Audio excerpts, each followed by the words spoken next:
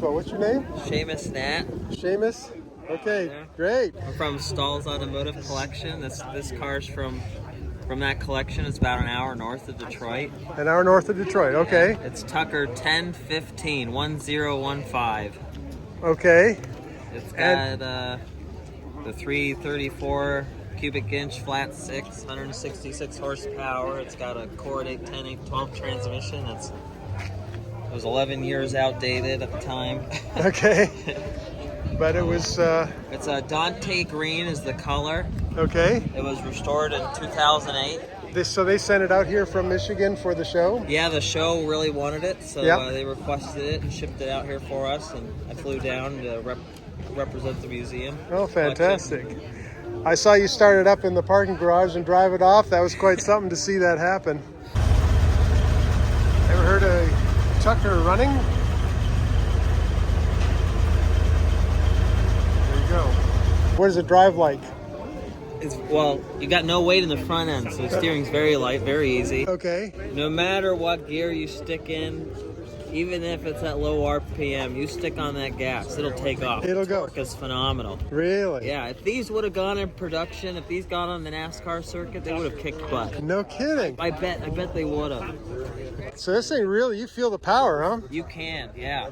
It was a helicopter engine. It was an air-cooled Right. helicopter engine. They retooled it to be water-cooled. 166 horsepower. I wish I knew what the torque was on it. It's phenomenal. Yeah. Wow. Can't imagine what happened if you turbocharge one. That'd be a fun project. There's so few Tuckers out there, though. No one's going to mess with it, I know. But still, what a car. The Hudson had a much better version of this Okay. transmission than Cord did. Cord, you always had to use the clutch. Okay. So you would put it in first like you normally would and have the clutch down. You have the clutch pre-select first, Uh-huh. then push the clutch down. There's a little switch that's in there. Okay. Let's see if I can point it out. So this is an opposed six-cylinder, right? Yeah, see that? See that little bolt right there, and then that little switch that's right down there. Okay. There, right Yep, there. yep. Yeah. I got you. So when the clutch gets depressed, it hits that switch, and that tells the transmission it needs to shift. Really?